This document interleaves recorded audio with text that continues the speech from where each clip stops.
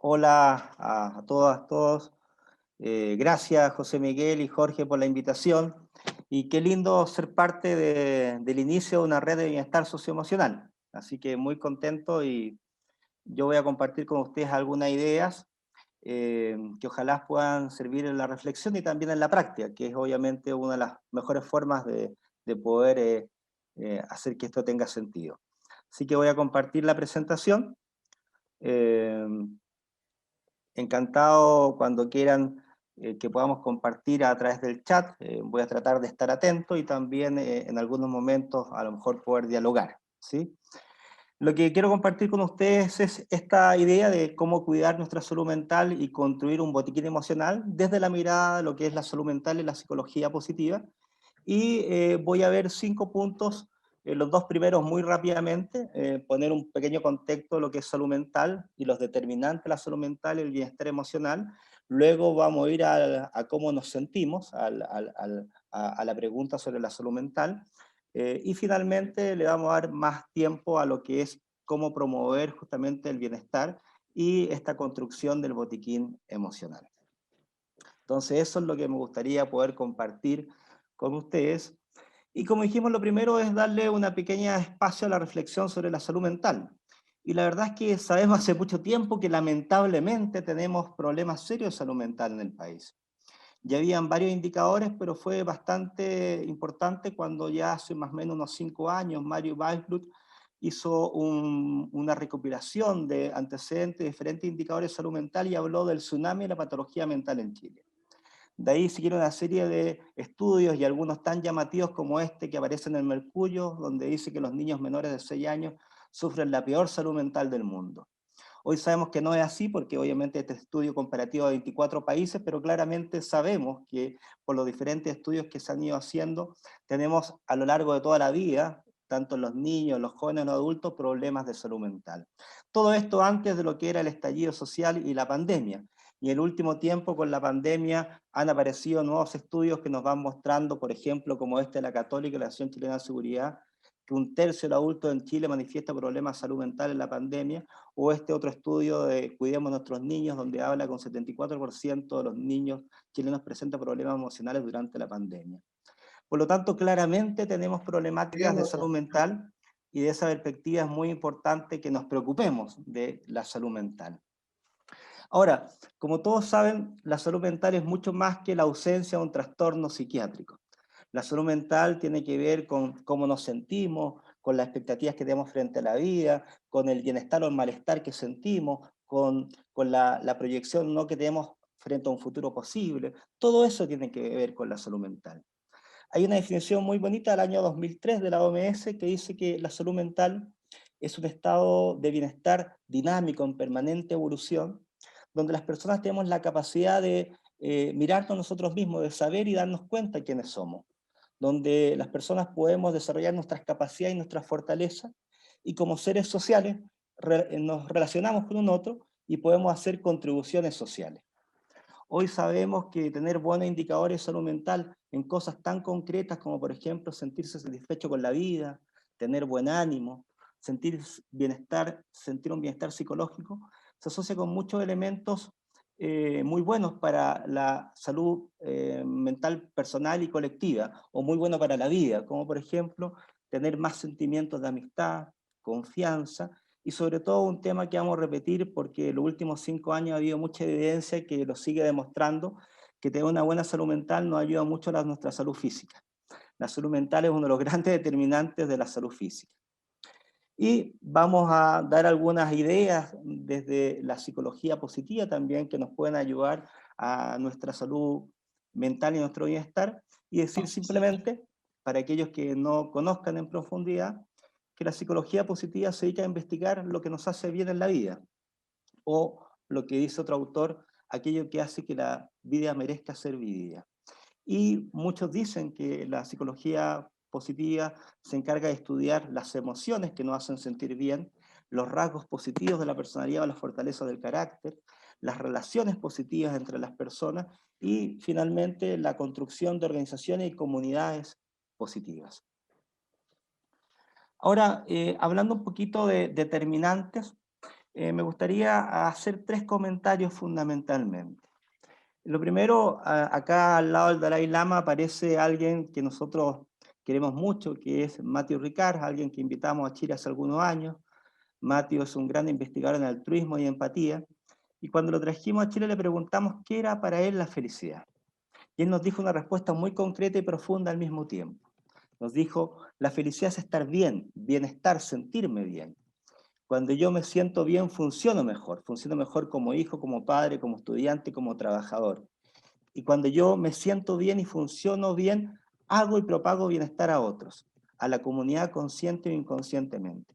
Por lo tanto, muy interesante esta idea del yo, sentirme bien, del nosotros, funcionar bien y de la comunidad de hacer el bien a otros. Por otro lado, comentarles que uno de los estudios que también siempre nos gusta mucho compartir es un estudio de una corte de población que hace la Universidad de Harvard hace más de 80 años, para muchos el estudio de seguimiento más largo de una población, donde se toma a esta población y luego a sus familias y todos los años se les evalúa biológicamente, psicológicamente y socialmente, con el objetivo fundamentalmente de preguntar qué es lo esencial en la vida, qué es lo importante. Y qué bonito que después de 80 años la respuesta es que el principal determinante del bienestar, de tener una buena vida en las personas, es la capacidad de construir vínculos y relaciones saludables. Qué importante, sobre todo que ustedes están generando una red y una comunidad de aprendizaje. Y por último, esta imagen que aparece acá, que es el modelo de florecimiento humano de Martin Seligman, padre de la psicología positiva, que nos habla de los grandes determinantes desde su mirada de lo que es el florecimiento humano.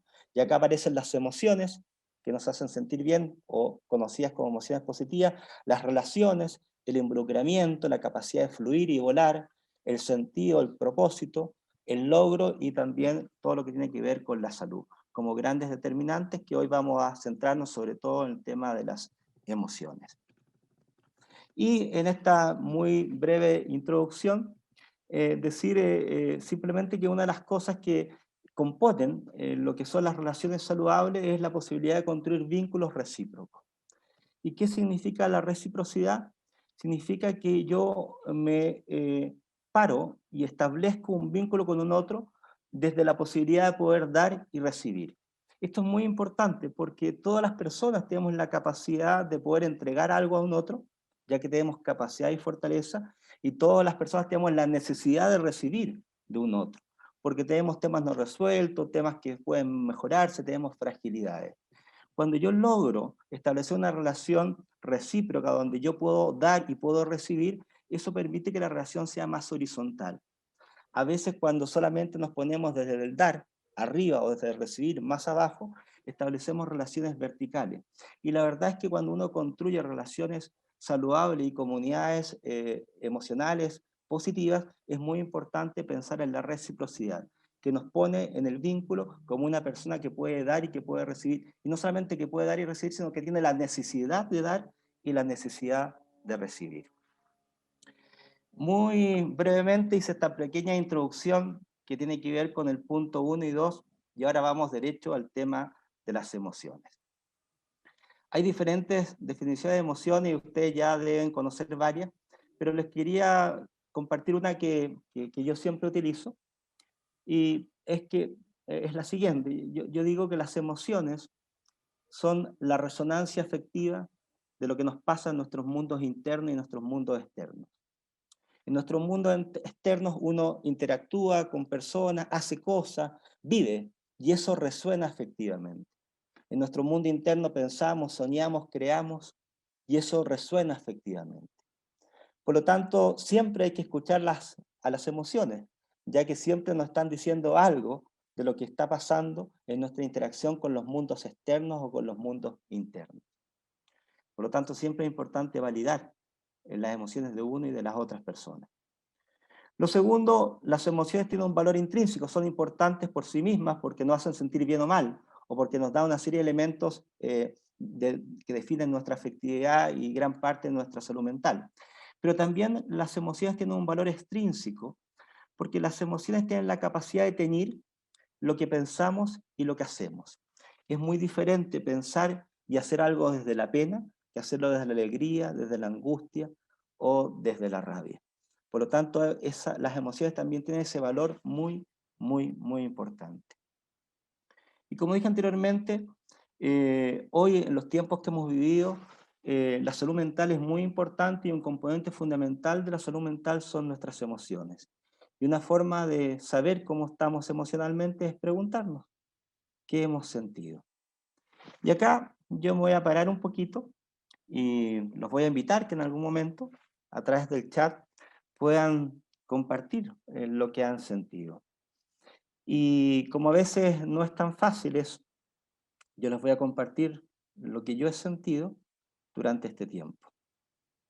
Esta actividad o esto que les voy a hacer, les voy a compartir, que va a ser en forma resumida, como también el botiquín emocional por los tiempos, es algo que he tenido la suerte de hacerlo en más de 30 servicios de salud a lo largo del país, eh, para trabajar justamente la salud mental y buscar herramientas para cuidarnos.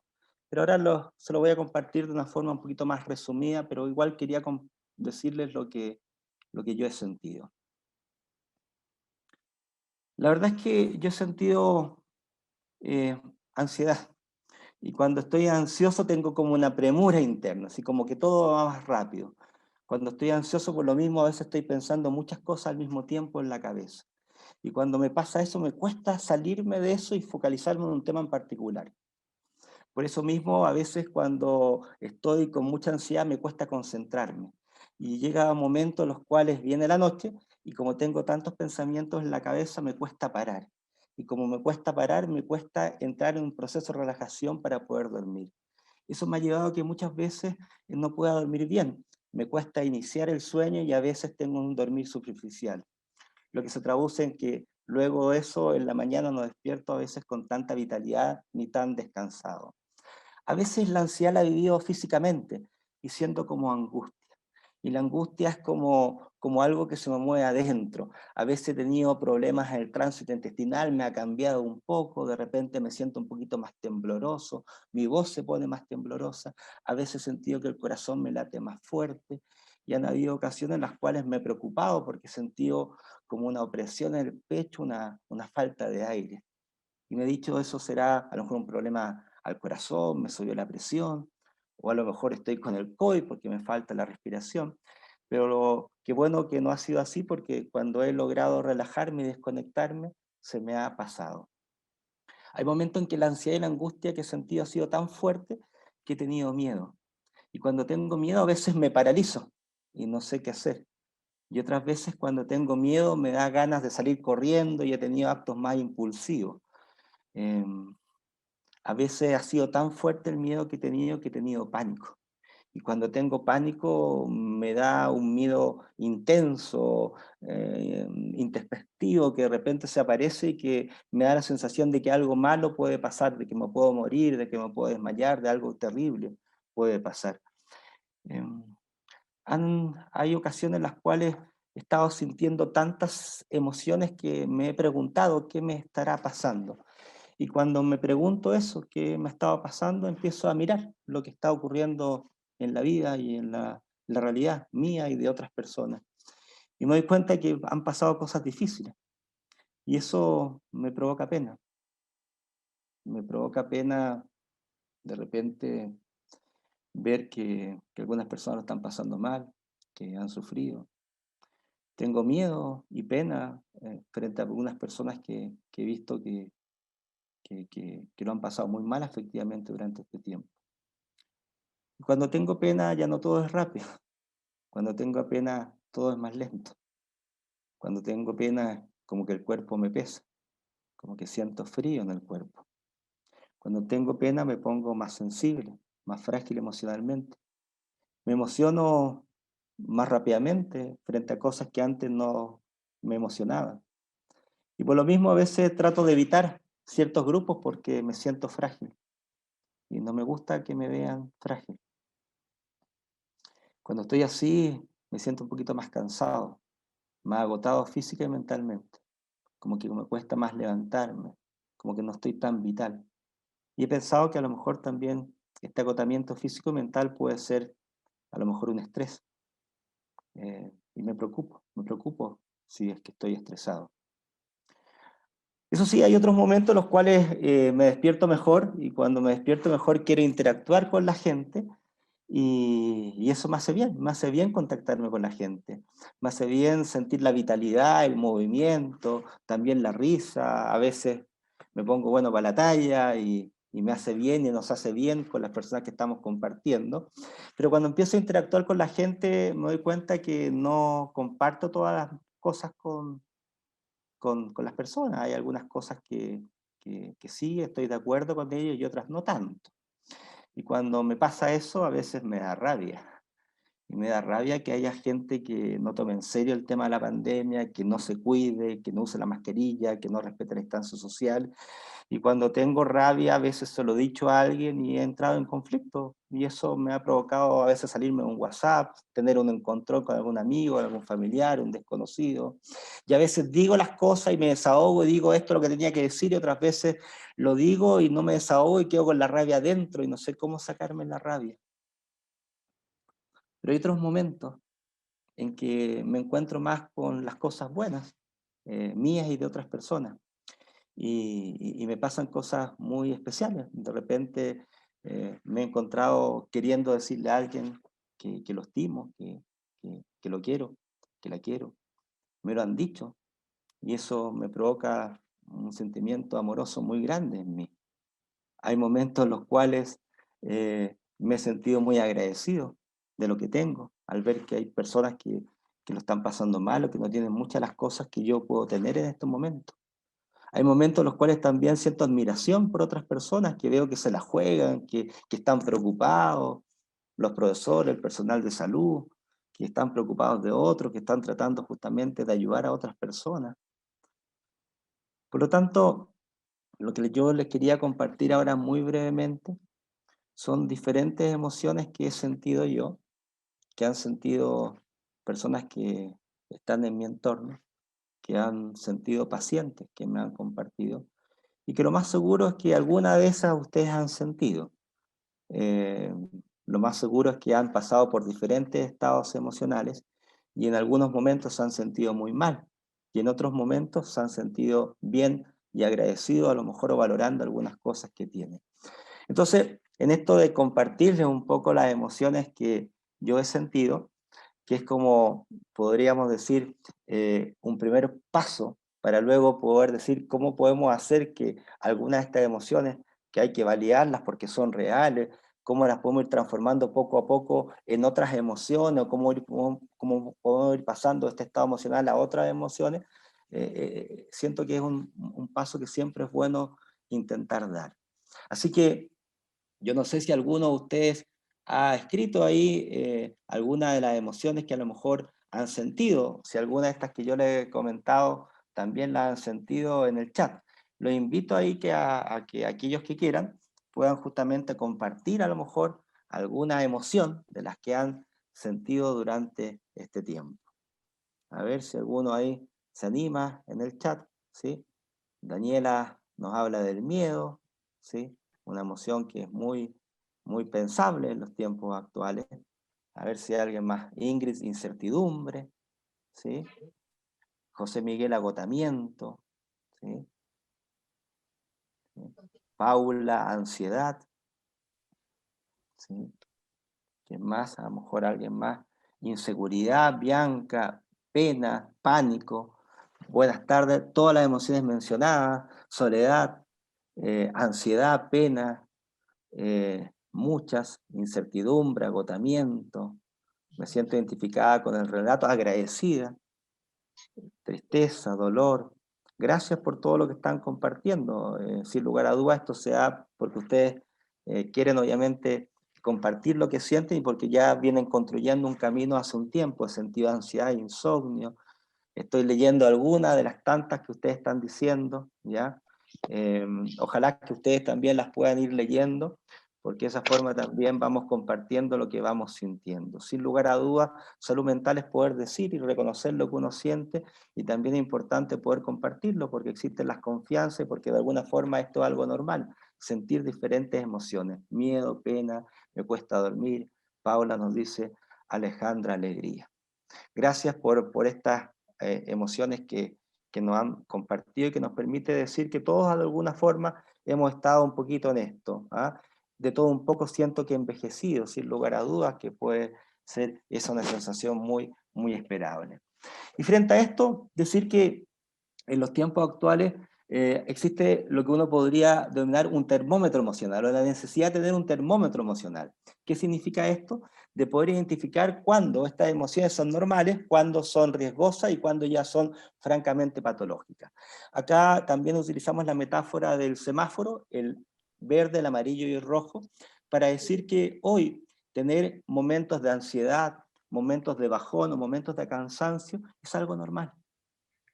Claramente, frente a lo que hemos estado viviendo, es normal tener estas emociones.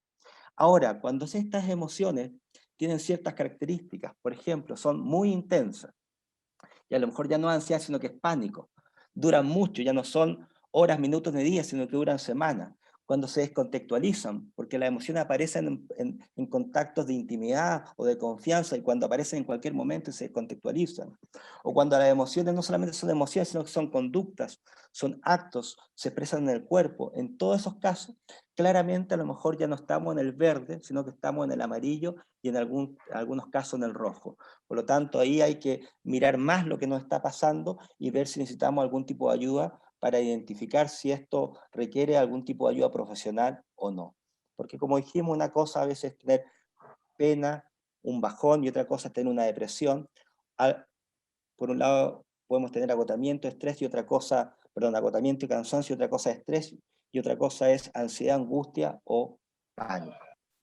Ahora, lo importante es, como dijimos anteriormente, reconocer las diferentes emociones que nos pueden estar habitando y luego ver de qué forma, junto con validarlas, con mirarlas, ver qué podemos hacer, si alguna de estas podemos ir saliendo de estas poco a poco, si es que nos hacen sentir mal, si es que estamos quedándonos pegados, para poder justamente ir generando mayores estados de bienestar. Y yo me voy a centrar fundamentalmente en diferentes herramientas que van desde la psicología positiva a la salud mental, pero quería no dejar de decir que hay muchas más herramientas que esa. Y acá aparece una de las clásicas, y quise mencionarles simplemente una, que es cómo uno podría detener pensamientos negativos, sabiendo que cuando uno está con emociones que nos hacen sentir mal, estas inundan los pensamientos, los pensamientos generan emociones negativas, ambos van muy de la mano el uno con el otro, y en esos casos obviamente nos sentimos mal. Entonces el tema es cómo poder salirnos de estos pensamientos negativos que llevan a que uno tenga a veces miradas oscuras, miradas sin posibilidades de alternativas, de cambio, y para eso quería comentarles algo muy simple y muy clásico, que es tratar de cambiar estos pensamientos y estos discursos negativos en preguntas. ¿Y en qué consiste esto? Cuando uno está con discursos negativos y pensamientos negativos, uno empieza a tener discursos totalizantes, como por ejemplo, nunca las cosas van a cambiar, todo va a seguir igual, no hay alternativas, siempre estoy solo, nadie me va a ayudar. Cuando uno logra transformar esta aseveración, este discurso negativo en una pregunta, al transformarlo en pregunta, ya aparece posibilidades. Porque cuando uno hace una pregunta es porque hay posibilidades. Y por lo tanto ya no es nunca, sino que es nunca las cosas van a cambiar. Si las cosas siempre cambian, para bien o para mal. ¿Estoy solo? A lo mejor me siento solo, a lo mejor estoy más solo de lo habitual, pero ¿estoy realmente solo? No hay alternativas. No hay alternativas. Habitualmente hay variados caminos. Algunos están y otros se van apareciendo. Por lo tanto, es muy interesante cuando uno logra identificar estos pensamientos negativos o estos discursos negativos y lo transforma en preguntas. Y lo más interesante es cuando luego uno pasa al otro momento, que es contestar esas preguntas. Y cuando uno se contesta esas preguntas se da cuenta que algunas veces son blanco y negro, pero la mayoría de las veces son grises. La mayoría de las veces las preguntas, las respuestas nos dicen que las cosas son mejor de lo que creíamos o que no son tan malas y que existen posibilidades y alternativas. Y es una forma muy simple, ¿ya?, que nos puede ayudar justamente a ir cambiando estos pensamientos negativos. Pero vamos a ir al gran tema de la psicología positiva, de trabajar con las emociones que nos hacen sentir bien. Lo primero, muy, muy importante, hoy está muy demostrado que las emociones que nos hacen sentir bien, nos hacen bien para nuestra salud física y nuestra salud mental. Muy demostrado científicamente. Por lo tanto, cuando logramos colocar en nuestra vida la esperanza, el optimismo, la generosidad, la compasión, el buen amor, el cariño, el humor, la gratitud y muchas otras emociones en esta línea, eso nos hace bien para nuestra salud física y nuestra salud mental. No sé si se acuerdan, pero cuando estaba todo iniciándose y todo era muy negativo con respecto al pronóstico, vimos esta imagen de esta abuelita italiana que con 91 años era la primera que había sorteado y había salido del coronavirus. Cuando apareció eso, nos volvió la esperanza, que esto no era tan fatal para todos los abuelos, todos los abuelitos, toda la gente de tercera edad. Y cuando nos apareció la esperanza, nos sentimos mejor. O cuando de repente uno veía un afiche como el que sale acá, hacemos la compra a las personas mayores que no pueden salir a la calle. Nos aparece un sentimiento justamente de decir, hay personas que están preocupadas de otras. Por lo tanto, estamos viviendo momentos difíciles, pero también en estos momentos difíciles aparecen cosas buenas en muchas personas, o aparece lo bueno que tenemos todos. Por lo tanto, este es un tema muy, muy importante. Otra forma de disminuir las emociones que nos hacen sentir mal sin negarlas y reconociéndoles, darle más espacio a aquellas emociones que también existen y que nos hacen bien y que están demostradas que nos hacen bien en nuestra vida. ¿Y cómo yo puedo instalar estas emociones que nos hacen bien en la vida? Eh, ¿Cómo lo puedo hacer? A partir de tres momentos. Puedo ver el pasado y recordar lo bueno, puedo soñar lo que me gustaría que ocurriera y también puedo vivir un presente diferente. Y acá aparece esta primera imagen que nos habla de los buenos recuerdos. Y esto es muy interesante, decir que todos tenemos buenos recuerdos.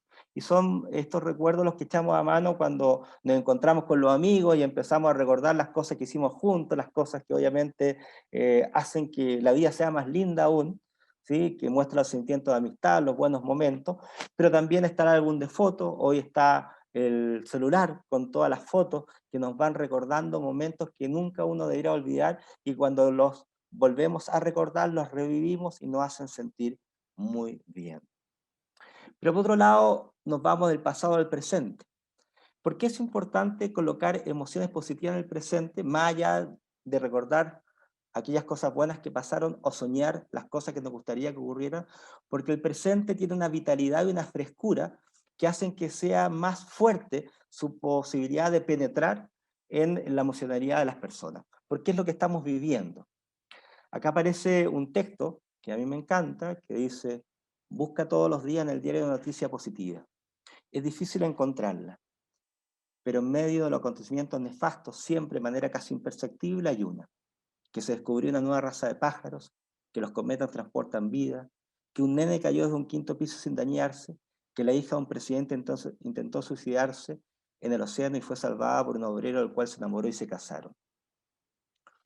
Esto que parece una teleserie, esto ocurre todos los días en la vida. Todos los días ocurren cosas buenas y malas. No se trata de negar lo mal, lo bueno, lo malo, perdón, sino se trata de poder integrar lo bueno y lo malo. ¿Y por qué es importante integrarlo? Porque desde el estudio de las neurociencias y luego esto utilizado por el neuromarketing se ha descubierto que cuando uno ve algo malo, muchas veces se impacta. Y como se impacta, se queda pegado. Esto es lo clásico de los canales de televisión que comienzan con noticias negativas. Uno se impacta, se queda pegado y no cambia de canal. Por lo tanto, uno le da más tiempo y más espacio en la mente a lo negativo. Y muchas veces las cosas positivas pasan y no las reconocemos, ni las disfrutamos tan plenamente. Es por eso que se nos habla de la importancia de reconocer las noticias y las cosas positivas que pasan en nuestra vida. Hay un ejercicio muy simple de psicología positiva que es todos los días, al terminar el día, recordarse una o dos cosas positivas que nos pasaron durante el día.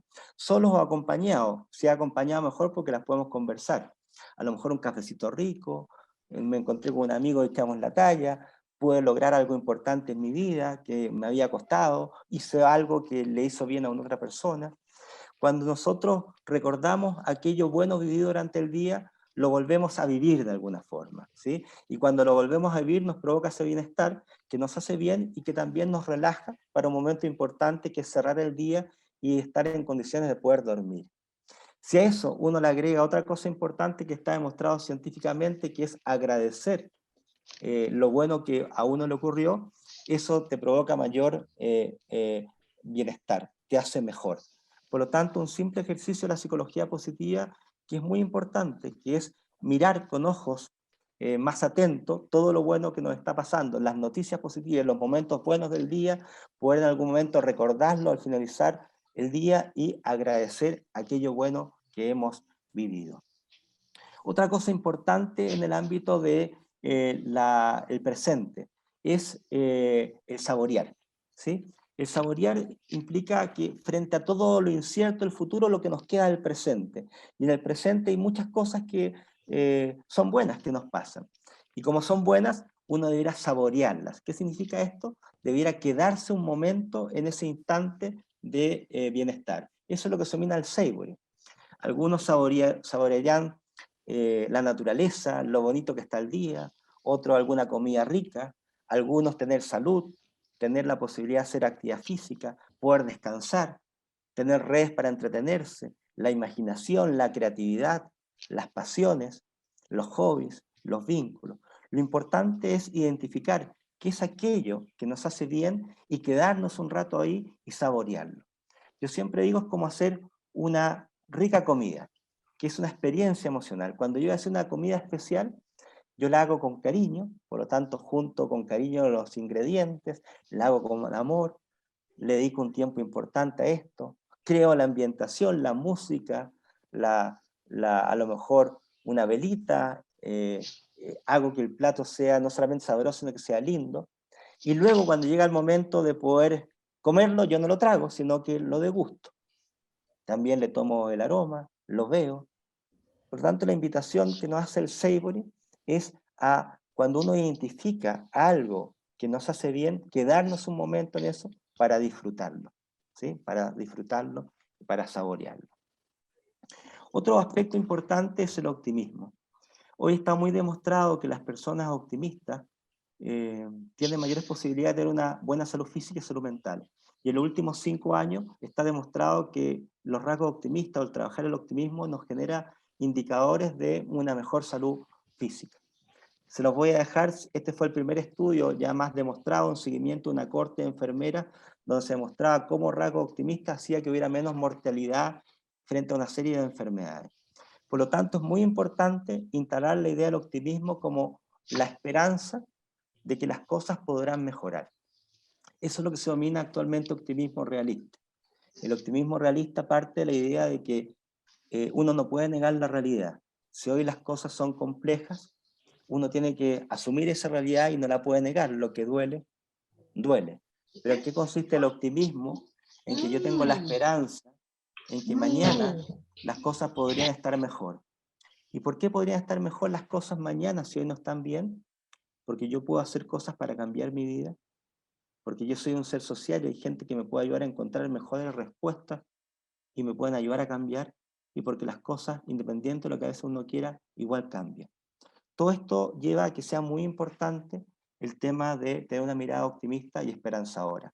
Sabemos que en educación positiva uno de los aspectos más importantes para prevenir conductas de riesgo, como por ejemplo el riesgo suicida. ¿Y cómo trabajar el optimismo realista? Aprendiendo a pensar más positivamente, buscar alternativas, posibilidades, darle más espacio a las emociones que nos hacen sentir bien en nuestro cerebro y en nuestra mente y visualizar un buen futuro.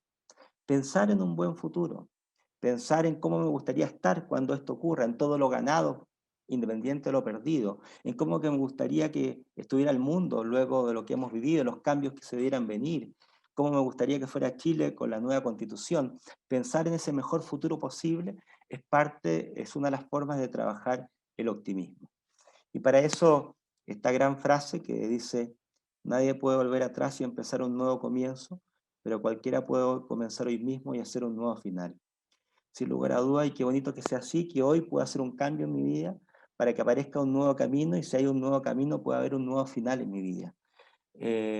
Siempre vivimos en el presente y siempre podemos hacer un cambio que haga que exista un nuevo final en nuestras vidas. Para ir cerrando 2 o 3 ideas, La primera tiene que ver con el gran tema de la educación emocional. Las emociones tienen la gran capacidad de contagiarse, propagarse, y es por eso que nosotros tenemos la bonita responsabilidad de ser conscientes de que somos corresponsables de los climas emocionales que cohabitamos. Uno siempre está transmitiendo una emocionalidad energéticamente a un otro y al clima humano del cual es parte. Por lo tanto, acá hay una corresponsabilidad emocional de las comunidades de las que somos parte. Familia, amigos, trabajo. Qué bonito y qué importante ser consciente que nosotros aportamos energéticamente a un punto de vista emocional a las comunidades de las cuales somos parte. Es por eso que es tan importante también todo el tema de la educación psicoemocional, que tiene una parte más personal, pero hay otra parte relacional y otra parte que tiene que ver con el aporte a la comunidad.